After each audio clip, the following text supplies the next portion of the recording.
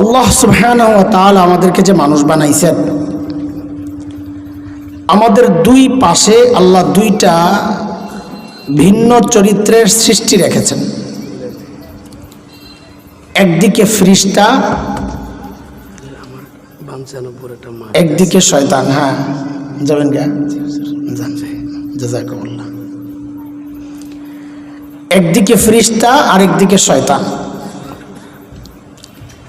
ফেরেশতাদের চরিত্র সম্পর্কে আল্লাহ কোরআন আল কারীমের সূরাতুত তাহরিম 6 নম্বর আয়াত আল্লাহ বলেন, লা ইয়াসুনাল্লাহা মা আমারাহুম ওয়া ইয়াফআলুনা মা ইউমারুন। ফেরেশতাদের চরিত্র হচ্ছে ফেরেশতারা গুনাহ করতে পারেন না। বলেন তো আমার সাথে, ফেরেশতারা করেন না? না কি বলেন? করতে পারেন না, তাদেরকে সেই শক্তি আল্লাহ দেন নাই।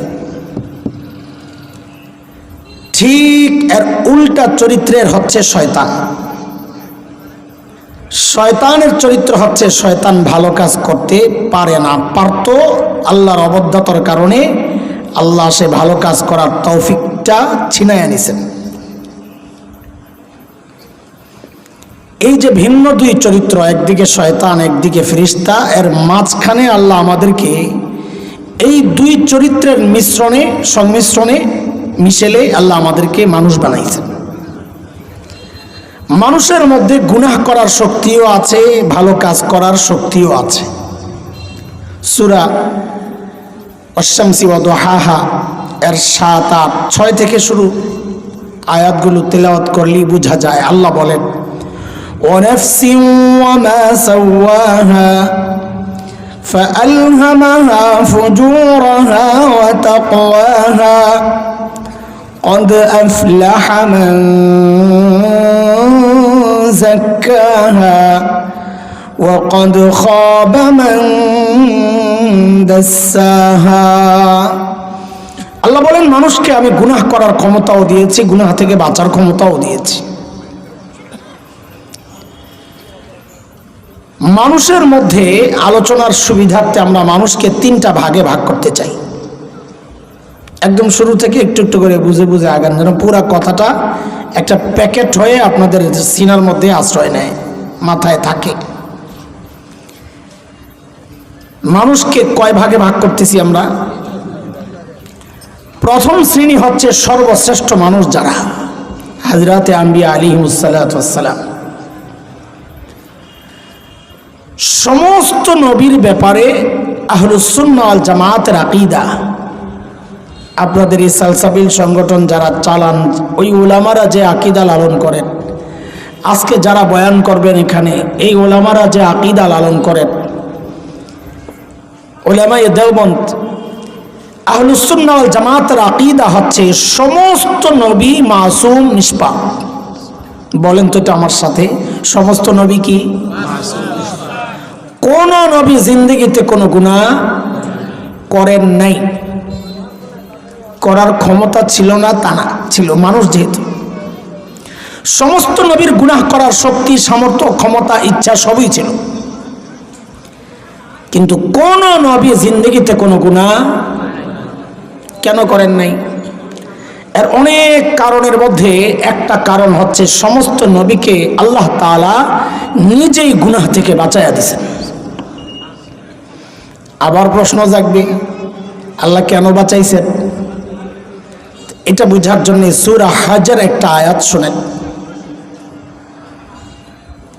ওই সূরায় আল্লাহ বলেছেন আল্লাহ নবীদেরকে কেন বাঁচাইছেন। আল্লাহ ওইটা সরাসরি বলেন না, এর থেকে আমরা বুঝেছি। আল্লাহ বলেন, আল্লাহু ইয়াসতাফি মিনাল মালাইকাতি রাসূলান ওয়া মিনান নাস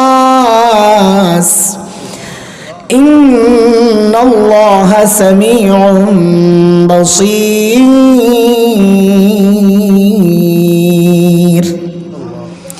আল্লাহ বলেন, মানুষ এবং ফেরেশতার মধ্যে যে রসুল আছে, এই রসুল আমি আল্লাহর নির্বাচিত। রসুল কার নির্বাচন? এটা ভোটের নির্বাচন না, এটা আমার আপনার সিলেক্ট না, এটা কার নির্বাচন? আল্লাহর নির্বাচন। কাজে আল্লাহ যাদেরকে নির্বাচন করেছেন তারা যদি কোনো গুনাহ করতেন তো আল্লাহর নির্বাচনটাই প্রশ্নবিদ্ধ হয়ে যাইত। আপনি কাকে নির্বাচন করলেন? যারা মানুষকে গুনাহ থেকে বাঁচাবে তারা নিজেরাই তো গুনাহ করে। এই জন্য আল্লাহ তাআলা সমস্ত নবীকে কি করছেন? গুনাহ থেকে নিজেই বাঁচাইয়া দিয়েছেন। যেমন সূরা ইউসুফের 24 নম্বর আয়াত, হযরতে ইউসুফ আলাইহিস সালামকে আল্লাহ গুনাহ থেকে বাঁচাইয়া কে বাঁচাইছেন? বলেন, হযরত ইউসুফকে কে বাঁচাইছেন? বাঁচাইয়া আল্লাহ নিজেই বলতেছেন, কাযালিকা লিনাসরিফা আনহু সুআ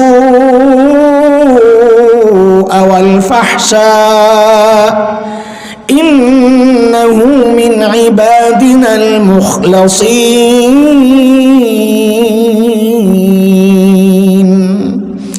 আল্লাহ বলেন, অশ্লীল অন্যায় কাজ থেকে ইউসুফকে আমি বাঁচাইয়া দিছি, আমি। তাহলে গুনাহ থেকে হযরত ইউসুফকে বাঁচাইছেন কে? কোন নবী জিন্দেগিতে কোনো গুনাহ বলেন? এই হলো এক শ্রেণী। মানুষকে কয় ভাগে ভাগ করব বলছিলাম? হ্যাঁ, 3 ভাগে। মানুষের দ্বিতীয় শ্রেণীটা হচ্ছে মানুষের মধ্যে সর্বশ্রেষ্ঠ যারা নবীদের বাদ দিয়া, তারা হচ্ছেন হযরতে সাহাবায়ে কেরাম রিদওয়ানুল্লাহি আলাইহিম আজমাইন, আল্লাহর নবীর সাহাবীরা, আল্লাহর নবীর ঈমানদার সঙ্গীরা। সোজা তরজমা, সমস্ত সাহাবী নবীদের মতো মাসুম নিষ্পাপ না, এটা আমরা বলি না, আমাদের আকীদা। কোন সাহাবী নবীদের মতো নিষ্পাপ বলতে পারবো না। তবে সাহাবীরা মাগফুর, আল্লাহ কর্তৃক ক্ষমা প্রাপ্ত সাহাবীদেরকে আল্লাহ তাআলা ক্ষমা করে দিয়েছেন। এটা আল্লাহর কথা, আমার কথা না। সাহাবীদেরকে আল্লাহ কি করছেন? ক্ষমা করে দিয়েছেন। কেন করছেন? দোষ করছে না? সাহাবীদের ভুল হয়েছে না? কারো কারো গুনাহ হয়েছে, তা আল্লাহ ক্ষমা কেন করছেন? তা আল্লাহ নিজেই বলছেন, কিছু ভুল ত্রুটি হয়ে গেল আমি ওদের দিলের পরীক্ষা লইছি। যেই দিলের মধ্যে মেহনত করছেন আমার নবী সাল্লাল্লাহু আলাইহি ওয়াসাল্লাম, ফাইনাল পরীক্ষায় যিনি পড়ান পরীক্ষা তিনি নেন না আরেকজন নেন?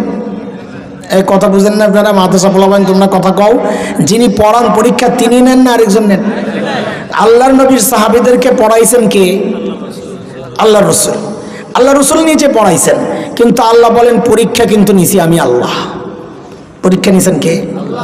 আর ওই পরীক্ষায় তারা পাশ করেছে, তাদের দিল ঠিক আছে। যেহেতু দিল ঠিক আছে, ভুল যা করছে আমি মাফ করে দিছি। কথাটা আমার না, আল্লাহর। সূরা হুজরাতে আল্লাহ বলেছেন, ইন্নাল্লাযীনা ইয়াগুযযুনা আসওয়াতাহুম ইনদা রাসূলিল্লাহ উলাইকা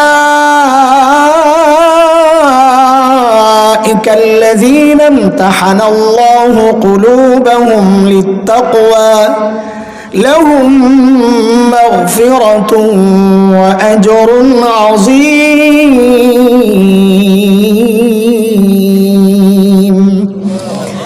আল্লাহ মাফ করে দিয়েছেন তাদের জন্য, আল্লাহ জান্নাত তৈরি করে রাখছেন, আল্লাহ নিজে বলেছেন। কাজী যাদেরকে আল্লাহ মাফ করেছেন তাদের দোষগুলো যারা খোঁজে খোঁজে বের করে, তাদের সমালোচনা, সাহাবীদের সমালোচনা যারা করে, অথবা এমন লেখনী তৈরি করে যেই লেখনী পড়লে অটোমেটিক কেউ সাহাবী বিদ্বেষী হয়ে যায়, সে যত বড় পণ্ডিত হোক, আহলুস সুন্নাহ ওয়াল জামাতের মত হচ্ছে যারা সাহাবীদের ভুল ধরে তারাও গোমরা, পথভ্রষ্ট। কারণ আল্লাহ যাদেরকে মাফ করছেন তাদেরকে নিয়ে তুমি আমি কথা বলার কে? তার মানে আল্লাহর সিদ্ধান্তকে তুমি মানতে পারো নাই, মাফ কেন করলেন? ভুল করছে না, ধরেন। আল্লাহকে আমি মাফ করে দিচ্ছি, মাফ করা যাবে না, ধরেন। কত বড় বেয়াদব! নবীর ছাত্রদের ভুল ধরো, তুমি কার ছাত্র? লা হাওলা ওয়ালা কুওয়াতা। এই কাজ করা যাবে না। কয় গ্রুপ গেল ভাই? তাড়াতাড়ি বলেন, আমার মূল কথায় ঢুকতে হবে। কয় গ্রুপ?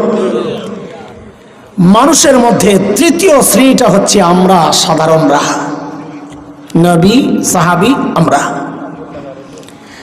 আমাদের অবস্থা হচ্ছে আমরা না নবীদের মতো মাসুম নিষ্পাপ, না সাহাবীদের মতো আমাদেরকে কেউ জানাইছে যে আমাদেরকে আল্লাহ মাফ করে দিয়েছেন। আমরা ব্যক্তিগতভাবে কেউ গুনাহমুক্ত জীবনযাপন করতে পারেন, আছে অনেক আল্লাহওয়ালা আছে গুনাহমুক্ত আছেন, কিন্তু সামষ্টিকভাবে আমরা সবাই গুনাহ করি, করছি, করে যাচ্ছি দল হিসাব করলে। আমাদের আলোচনাকে আরেকটু আগের দিকে নেওয়ার জন্য আমাদের গুনাহগুলোকে আজকে 3টা ভাগে ভাগ করতে চাই। একটু একটু করে বুঝেন আর মুখস্থ করেন। কয় ভাগ? আমাদের গুনারে কয় ভাগ করতেছি? 1 নম্বর ভাগটা বোঝার জন্য একটা কথা আগে একটু পরিষ্কার করে নিই। আমাদের একটা মুখস্থ পড়া আছে সবার, সবাই জানে এটা। আমি অর্ধেক বলবো, বাকি অর্ধেক আপনারা বলবেন, তাহলে বুঝবো মুখস্থ আছে কিনা। পরীক্ষা হইতেছে, পরীক্ষা শূন্যস্থান পূরণ করবেন। সেটা হইল আল্লাহ তাআলা ছাড় দেন। দেখছেন সবার মুখস্থ আছে। আবার কোন তো আল্লাহ ছাড় দেন, আবার বলেন আরো জোরে, আল্লাহ ছাড় দেন। দোস্ত কথা তো সহি, আমি এটাকে কাটতেছি না, কিন্তু এইভাবে এত কঠিনভাবে বলাটাকেও নিতে পারতেছি না। আল্লাহ ছাড় যদি না দেন তো আমাদের বাঁচার উপায় কি? আল্লাহ যদি ছেড়ে দেন, ছাড় না দেন, তো আমরা বাঁচবো কেমনে? এটা কাফেরদের ব্যাপারে চোখ বন্ধ করে বলা যায়। আল্লাহও বলছেন ফামাহিল কাফিরিনা আমহিলহুম রুওয়াইদা, সূরা তারিকের শেষ। নবী কাফেরদেরকে আমি ছাড় দিছি, আপনিও একটু দেন। কিন্তু ইমানদারদের প্রসঙ্গ আসলে আল্লাহ এক জায়গায় বলেছেন, ওলামায়ে কেরাম আছেন, আল্লাহ বলেছেন ওয়ায়াফু আন কাসীর, বহুজনের বহু গুনাহ আমি এমনিই ছেড়ে দিই। তার মানে আল্লাহ ছাড় দেন না, এইভাবে মুখস্থ কথা বলাও কঠিন। আল্লাহ নিজে বলছেন বহুজনের বহু গুনাহ আমি এমনি মাফ করে দিই। তাইলে আমাদের কিছু গুনাহ এমন আছে যেগুলো আল্লাহ ছাড়ও দেন, ছেড়েও দেন। বলেন নতুন একটা পড়া মুখস্থ করেন, আমার আল্লাহ বলেন ছাড়ও দেন, ছেড়েও দেন। আবার বলেন আমার আল্লাহ ছাড়ও দেন, ছেড়েও দেন। না আপনাকে পছন্দ হয় না এই কথাটা? হ্যাঁ, আরে বাঁচাই দিলাম তো, বাঁচার একটা রাস্তা তো বের করলাম যে না আমার আল্লাহ ছাড়ও দেন, ছেড়েও দেন। আমার আল্লাহর এত কঠিন বানাবো না। আমার আল্লাহ ছাড়ও দেন, এটা আমি বলি নাই, বলছেন কে? আল্লাহ নিজেই বলছেন ওয়ায়াফু আন কাসীর, আমি ছেড়েও দিই। এটা হচ্ছে আমাদের গুনার একটা প্রকার। আমাদের গুনার আরেকটা প্রকার হচ্ছে বহু গুনাহ আমাদের এমন আছে যেগুলো আল্লাহ তাআলা আমাদের নেক আমলের দ্বারা মিটাইয়া দেন। যেমন আল্লাহ নিজে বলেন ইন্নাল হাসানাত ইউযহিবুনাস সাইয়্যাত। সূরা মুহাম্মাদের শুরুতেই আল্লাহ বলেন, দ্বিতীয় আয়াত, ওয়াল্লাযীনা আমানু ওয়া আমিলুস সালিহাত وآمنوا بما نزل على محمد وهو الحق من ربهم كفر عنهم سيئاتهم وأصلح بالهم। যারা ঈমান আনবে, নেক আমল করবে, আল্লাহ বলেন আমি তাদের গুনাহগুলোরে মিটাইয়া দেব। তাহলে বোঝা গেল আমাদের কিছু গুনাহ আছে যেগুলো নেক আমলের দ্বারা। যেমন একটা হাদিস শুনেন, নবী আলাইহিস সালাম বলেন মান হাজ্জা লিল্লাহ فلم يرفث ولم يفسق رجع كيوم ولدته أمه। আল্লাহর নবী বলেন কেউ যদি আল্লাহর জন্য হজ করে, কার জন্য? আরো জোরে কোন? হজ কার জন্য করে? হ্যাঁ, হজ তো করে আল্লাহর জন্য। তো নবী আবার এটা বলার দরকার কি? কেউ যদি আল্লাহর জন্য হজ করে, বোঝা গেল ঝামেলা আছে। কিছু লোক পাওয়া যাবে যারা আল্লাহর জন্য হজ করে না, নাহলে এটা বলার দরকার ছিল না। বলে কিছু লোক দেখেন আপনি, বহু মানুষ পাওয়া যাবে যারা হজ আল্লাহর জন্য করে না। বলে কেমনি বুঝলেন? বুঝলাম হইলো হজের আগেও দাড়ি কাটতো, হজের পরেও দাড়ি কাটে। হজের আগেও সুদ খাইতো, হজের পরেও সুদ খায়। হজের আগেও ঘুষ খাইতো, হজের পরেও ঘুষ খায়।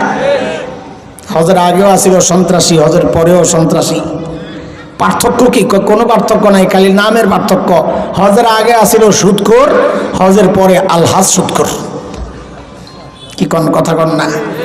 হজের আগে আসিল সন্ত্রাসী, হজের পরে হাজি সেলিম। বুঝেন না এই কথা, মানে উদাহরণ সহ একবারে কয়ে লাইছি আর কি। সন্ত্রাস পাল্টায় নাই, আপনাদের 2500 সাক্ষী। হজের আগেও ছিল সন্ত্রাসী, হজের পরেও আলহাজ সন্ত্রাসী।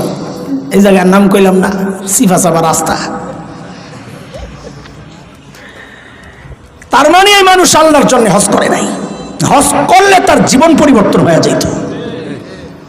আল্লাহর হাবিব বলেন, কেউ যদি আল্লাহর জন্য হজ করে, যে হজে সে কোনো অশ্লীল কাজে জড়ায় নাই, গুনাহ করে নাই, এই হজটা আল্লাহর কাছে কত দামি। আল্লাহর হাবিব বলেন, সে যখন এই রকম হজ করে বাড়ি ফেরত আসে, আল্লাহ তার গুনাহগুলারে এমন ভাবে মুইছা দেন যেন আজকেই তার মা তাকে জন্ম দিলেন।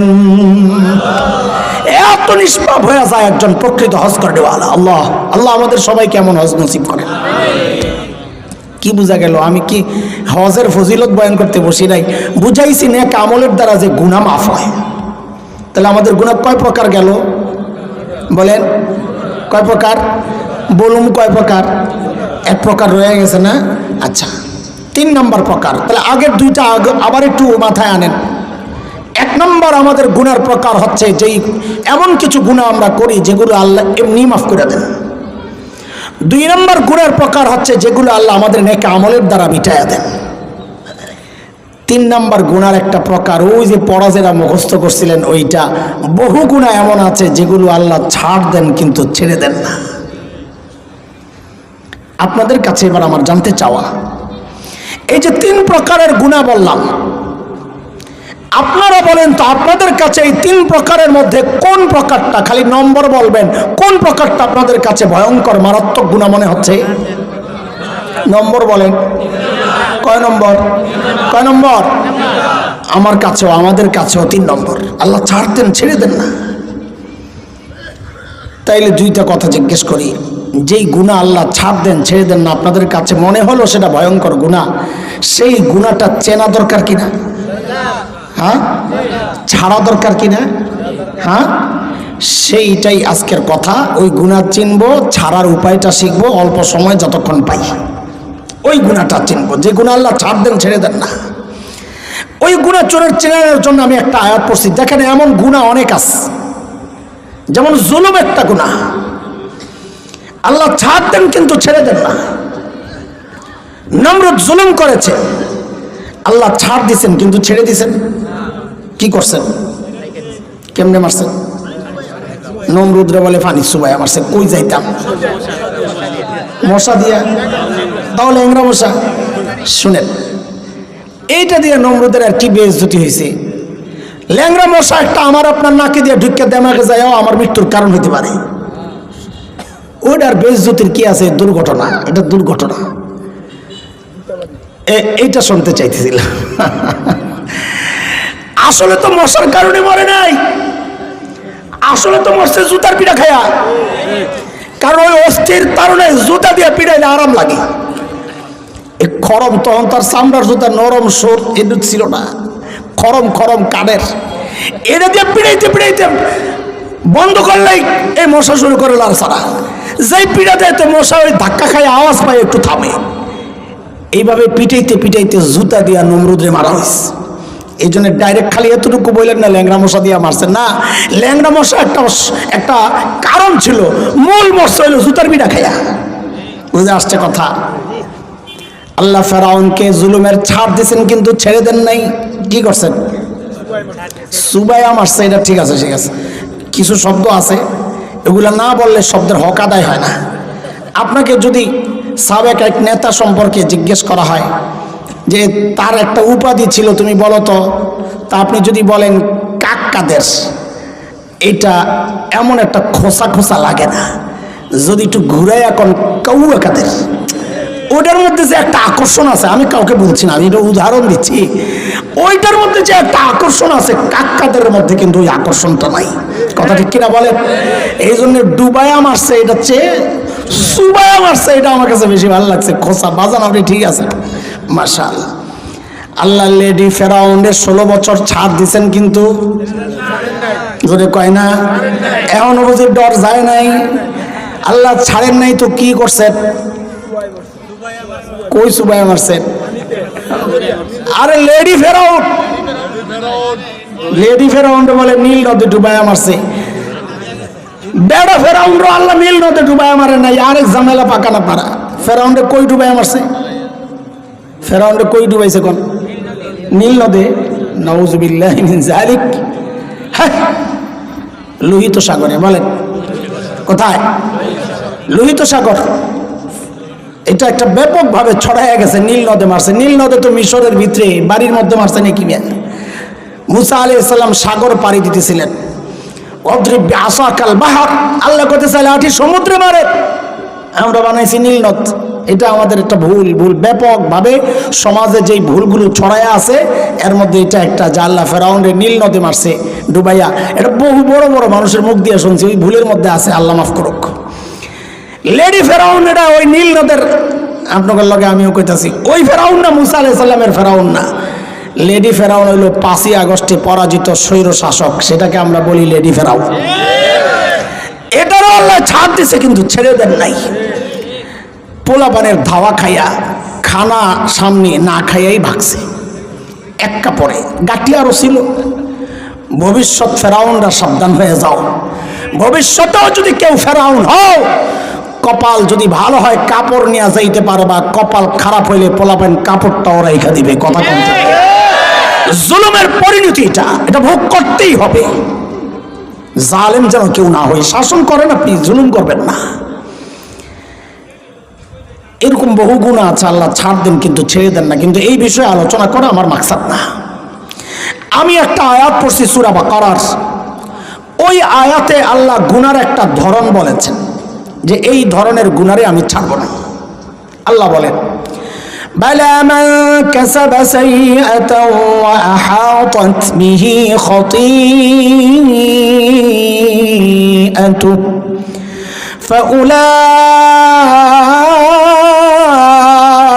ফাউলাইকা আসহাবুন নার হুম ফিহা খালিদুন।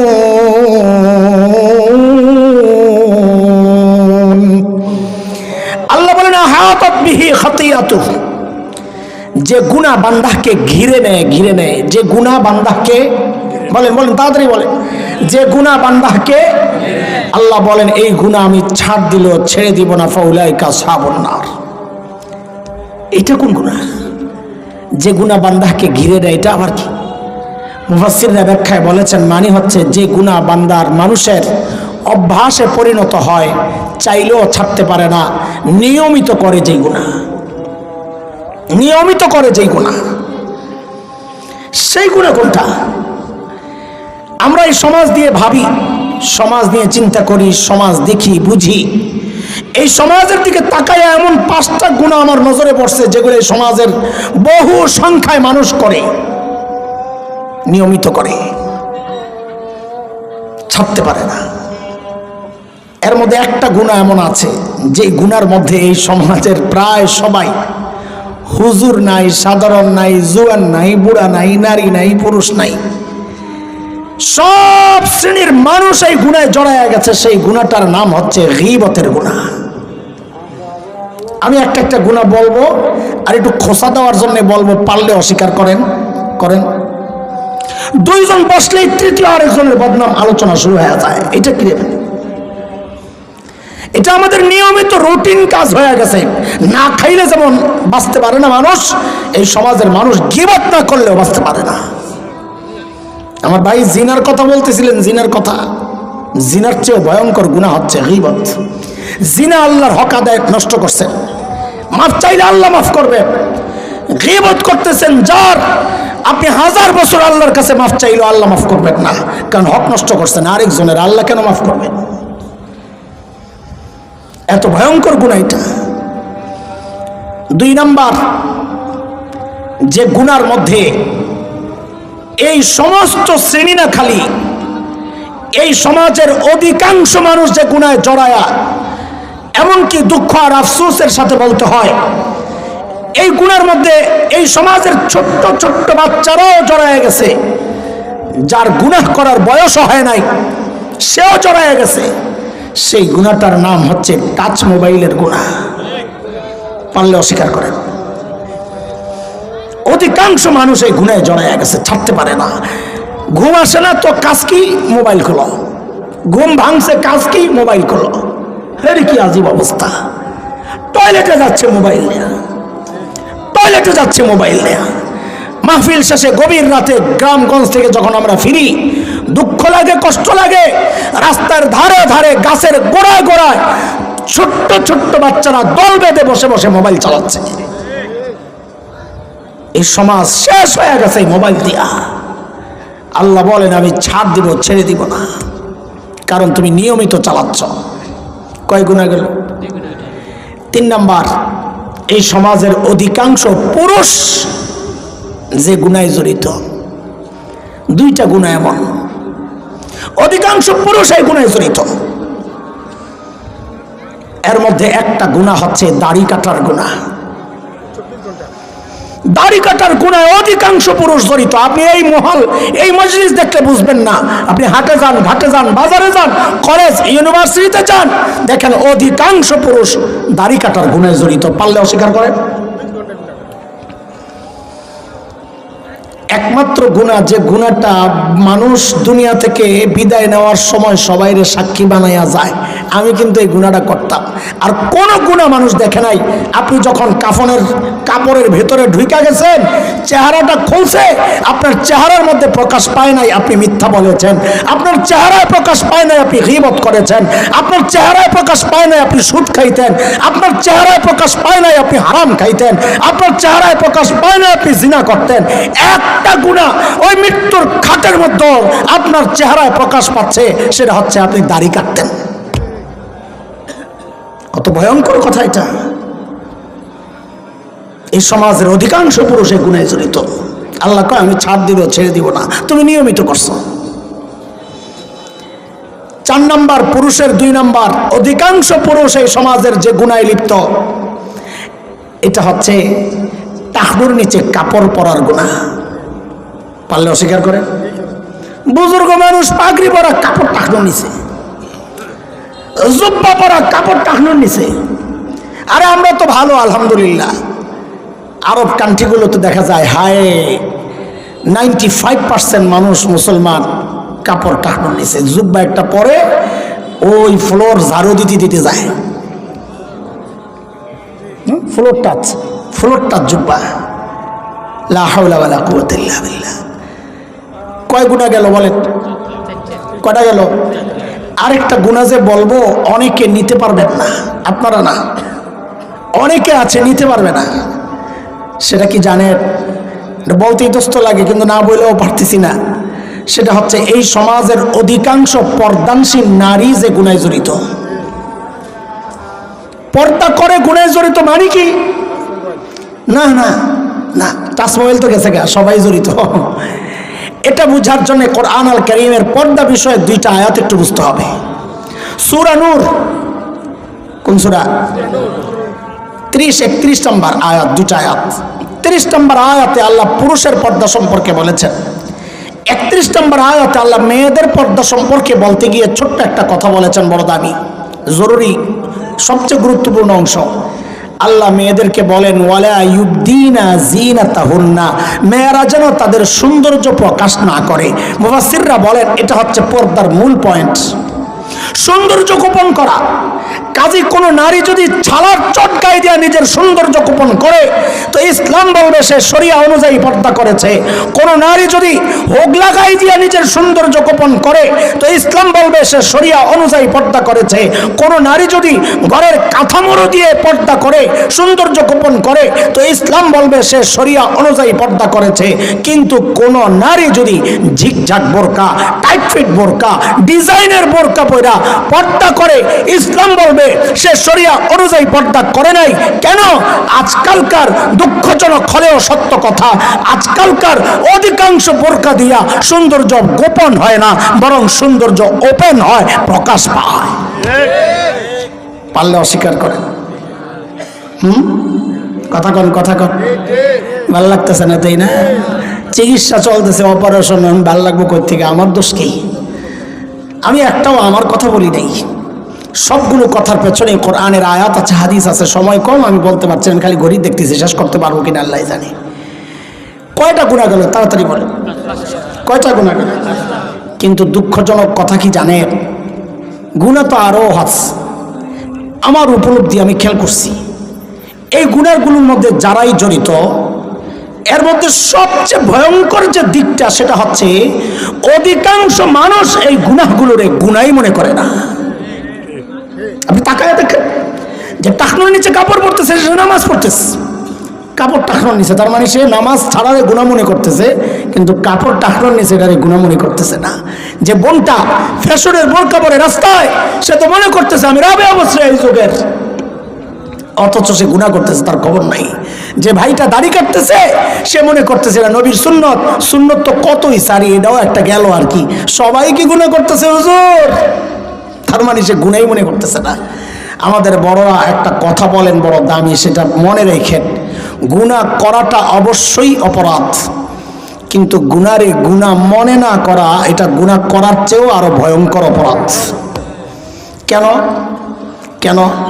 কারণ গুনারে গুনাহ মনে করলে তওবার সুযোগ আসতে পারে, আর গুনারে গুনাহ মনে না করলে জিন্দেগিতে তওবার সুযোগ আসবে না, এটাই শয়তান চায়। এই ক্যাটাগরির এক নম্বর গুনার নাম হচ্ছে বিদআত।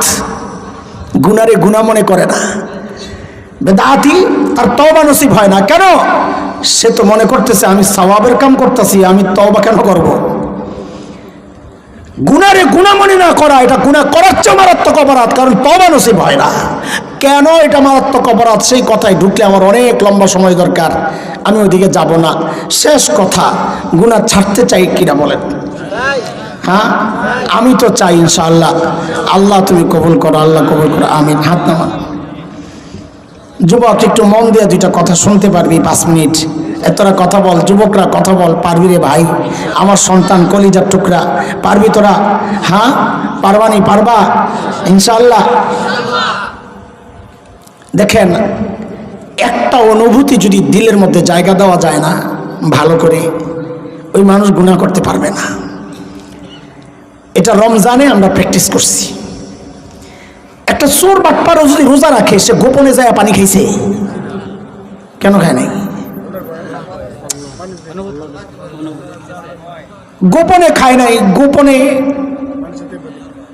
আরে বাইরে না খায় নাই, মানুষে দেখবো দেখা, ঘরের ভিতরে সে বুঝছে যে কেউ না দেখলেও কে দেখতেছে।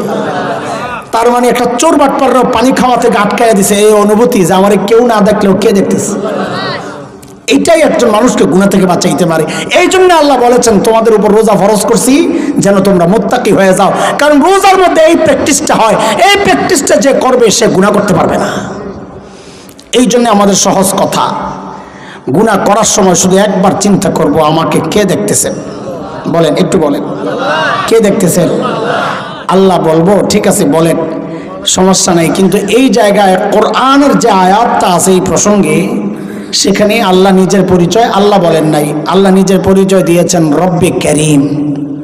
ঠিক জোরে বলেন, সবাই বলেন। এটা আমরা খুব বেশি ব্যবহার করি না, তো একটু কেমন কেমন লাগবে, বারবার কয়েকবার বলেন তো ইজি হয়ে যাবে। বলেন রব্বে কারীম, রব্বে কারীম। তা আমি আবার প্রশ্ন করি, আমরা গুনার দিকে আগালে আমাদেরকে কে দেখতে থাকেন? তিনি শুধু দেখতে থাকেন না, তিনি ডাকতে থাকেন। কি করতে থাকেন? কি বলে ডাকেন? কোরআন আল কারীমের মধ্যে আসছে, আম্মা পাড়ার 5 নম্বর সূরা, সূরা ইনফিতার 6, 7, 8 আয়াতগুলো পড়ে দেখেন আল্লাহ কি বলে ডাকেন। আল্লাহ নিজেই বলতেছেন, ইয়া আইয়ুহাল ইনসান মা গররাকা বিরাব্বিকাল কারীম।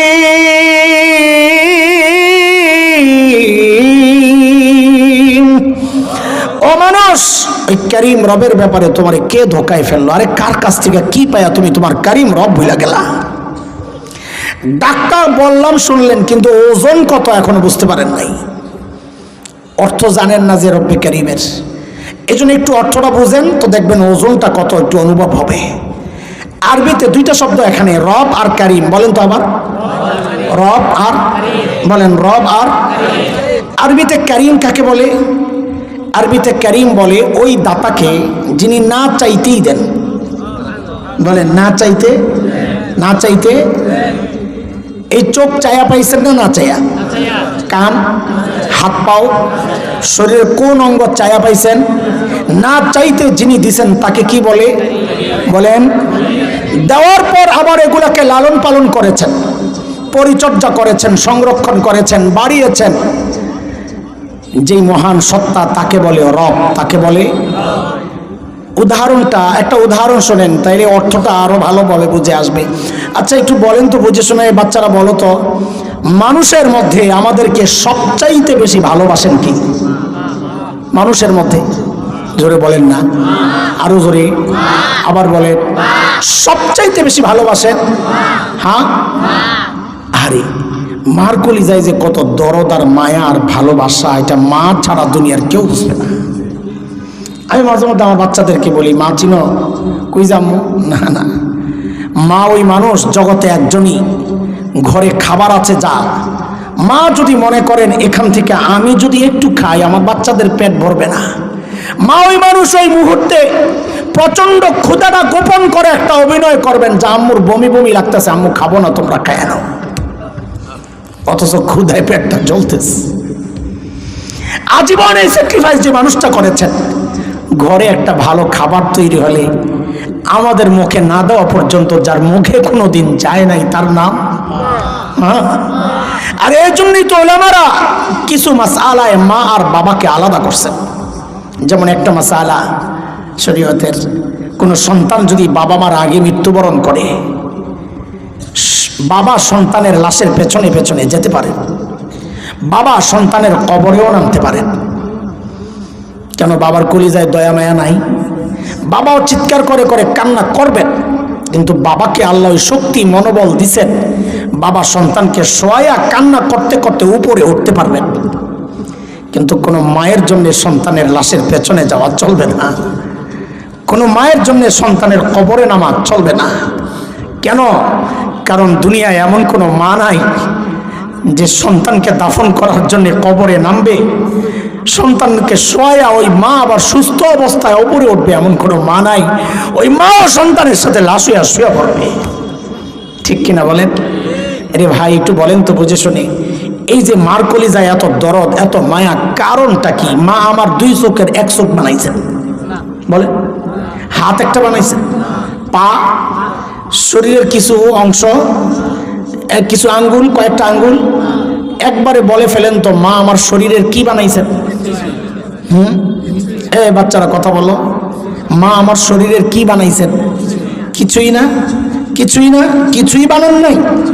আহা, অল্প কয়েকদিন ভাড়াটিয়ার মতো আমাকে পেটে নিছেন, হওয়ার পর লালন পালন করছেন, এটাই ছিল মার কাজ, তাই না? কিচ্ছু বানান নাই মা, তাও মার কলিজায় এত দরদ, এত মায়া, এত মমতা, এত ভালোবাসা, কিচ্ছু বানান নাই আমার। আহ আহ তাইলে যে আল্লাহ আমার চোখ বানাইছেন, ওই আল্লাহর কত মায়া। যে আল্লাহ আমার হাত পাও বানাইছেন, ওই আল্লাহর কত মায়া। যে আল্লাহ আমাকে এত এত নেয়ামত দিয়া বাঁচায় রাখছেন, ওই আল্লাহর কত মায়া।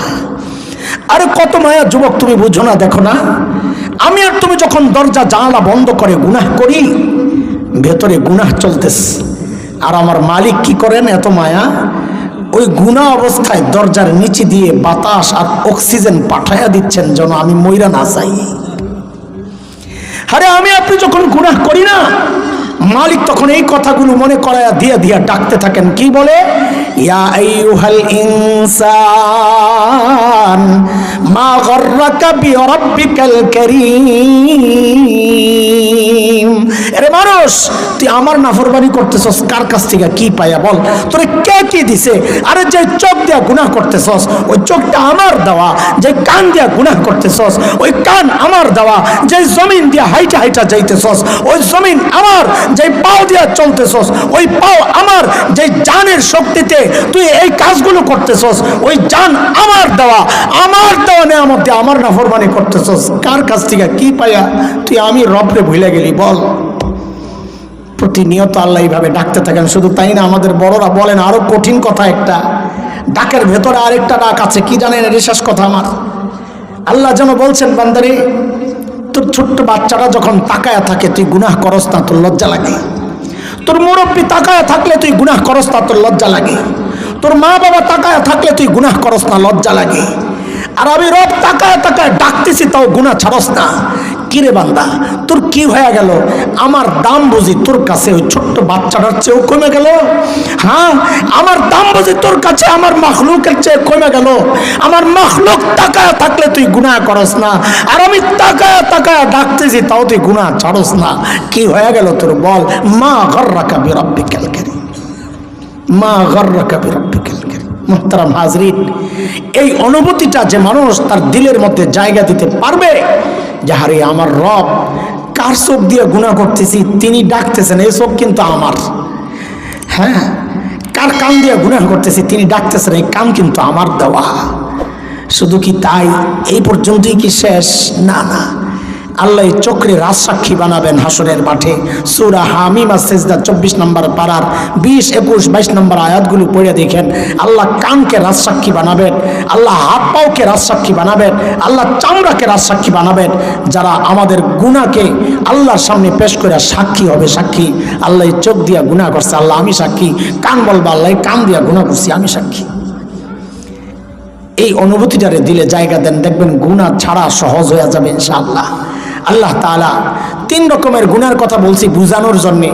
এক রকম গুনাহ যা আল্লাহ এমনি মাফ করে দেন, এক রকমের গুনাহ যা আল্লাহ নেক আমলের দ্বারা মাফ করেন, আরেক রকমের গুনাহ তওবা ছাড়া মাফ হবে না, আল্লাহ ছাড় দিবেন, ছেড়ে দিবেন না। আমরা ছাড়ার ক্ষেত্রে গুনারে ভাগ করব না, ছাড়ার ক্ষেত্রে মনে করব গুনাহ যতই ছোট হোক করব না। বলেন ইনশাআল্লাহ। 2টা ওয়াদা দেন, নেক আমল যতই ছোট হোক ছাড়বো না। বলেন, নেক আমল যতই ছোট হোক ছাড়বো না, গুনাহ যতই ছোট হোক। হ্যাঁ, এই যে আমাদের হযরত মুফতি আব্দুল গাফফার সাহেব হুজুর আসবেন না, এটা হুজুরের বাণী, এটা হুজুরের বাণী। এই যে যেটা বললাম এখন, এটা হুজুরের বাণী। হুজুর বলেন এটা কি বলেন? যে নেক আমল যতই ছোট হোক ছাড়বো না। আরে বলেন না, গুনাহ যতই ছোট হোক ইনশাআল্লাহ, ইনশাআল্লাহ। আল্লাহ তুমি কবুল করো। আল্লাহ সালসাবিল ইসলামী পাঠাগার যারা সবসময় এই ঈদের 1-2 দিন পরে প্রোগ্রামটা করে, আল্লাহ তাদেরকে কবুল করেন। যে সমস্ত ওলামার সাথে আছেন, আল্লাহ তাদেরকে কবুল করেন।